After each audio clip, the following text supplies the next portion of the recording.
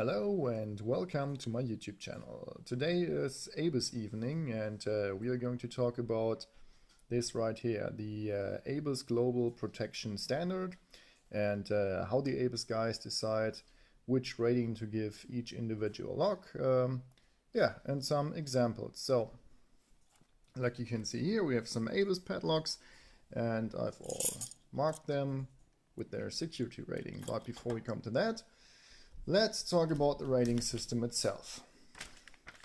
Okay, that's a bad idea. So, they give you credit.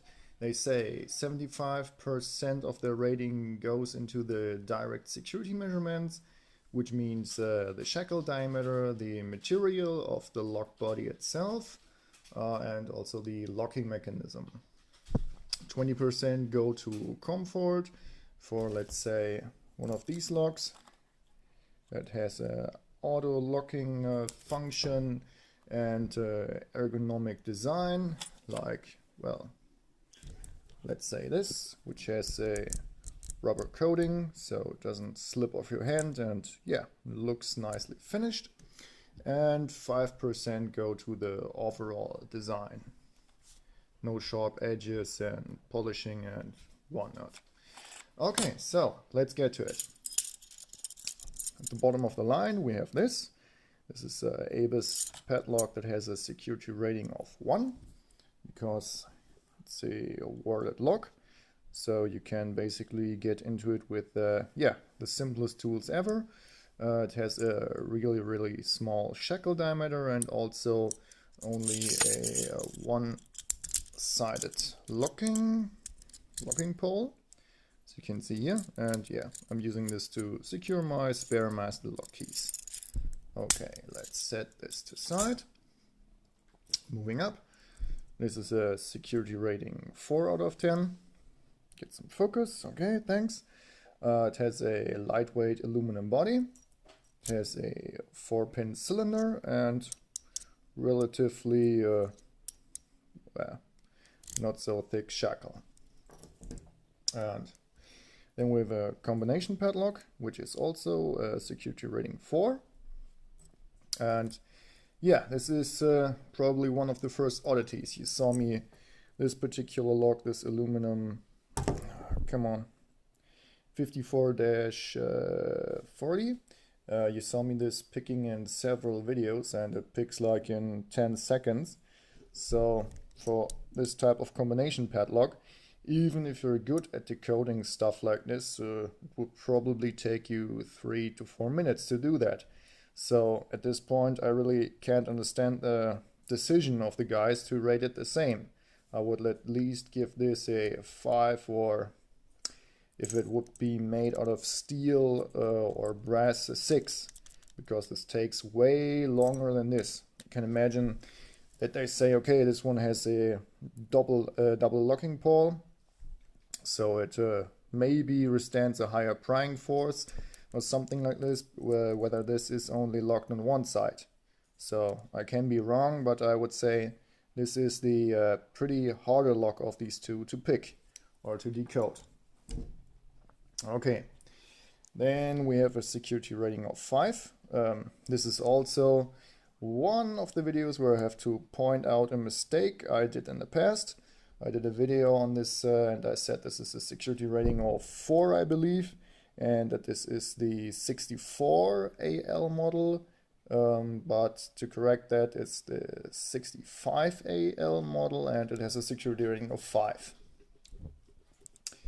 And then we have this padlock, which is also a security rating of 5. And well, we could discuss this in detail. This one is an aluminum body. This one is a brass body. Brass is harder than aluminum, so it would take a little bit longer to cut through this. The core is really similar. You both have a 5-pin core. Shackle diameter is the same, except for this weatherproof cover here. And the locking mechanism is also the same. So you could probably rate this 5.5. Okay, enough of that. And then we have a bunch of these. which are all rated 6. And that's also kind of interesting because this lock here is a 5-pinner with a brass body and a relatively thick shackle. Then we've got this one, which is an aluminum body, a 6-pin core. Show you the key for this. Okay. And this one is also an aluminum body, also a 6-pin core. But don't forget, security is only 75% of the rating. We also have the 20% for comfort. So this lock has a special feature. It has a removable core, so you can easily replace it or repin it if you want to. This one is permanent. And this one is permanent too. So if we calculate these 20% on top for this here, you could probably rate this a 7. By the way, I've never saw a ABUS padlock that had a 7 security rating, so that's also kind of interesting. And of course, speaking of the shackle diameter, this one here is much thicker, so it maybe also could be rated a 7. And also we have a brass body and an aluminum body, so don't forget about that. Okay, so moving on, we've got this one, which is rated an 8, and we've got this one, which is also rated an 8. And this is also very interesting because this one is a 5-pinner with all security pins, meaning 4 spool pins and 1 lightly serrated pin.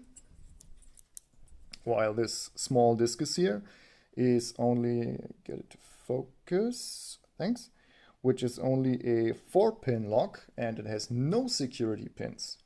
So how did that happen? Both rated an 8. Okay, this is solid steel, this is also solid steel, but the shackle diameter of this is much thicker. It also has a shroud protection, which means you can't just cut it off.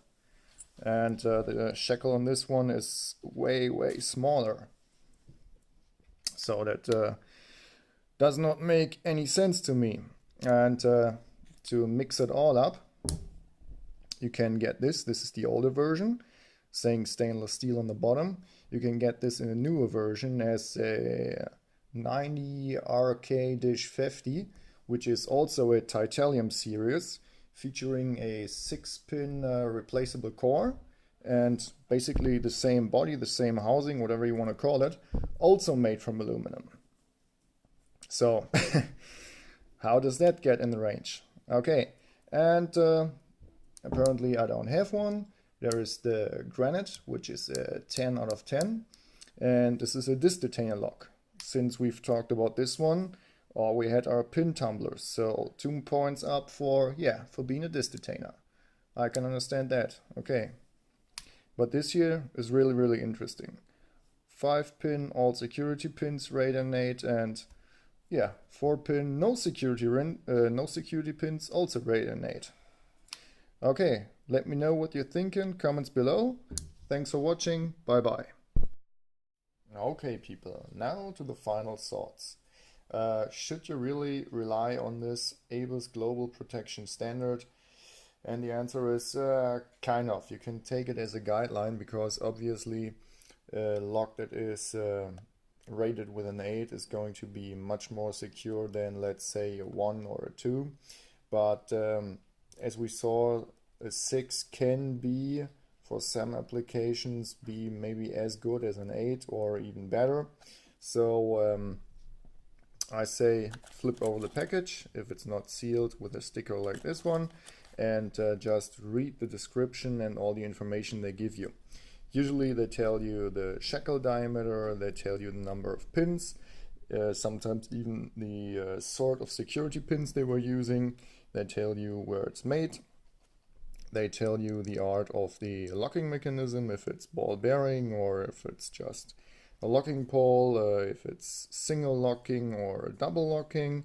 And this way you can figure out the lock that you need for your application. And of course, you can only compare one manufacturer and only on their scale. So if this is an 8 by ABUS, this is an 8 by Master.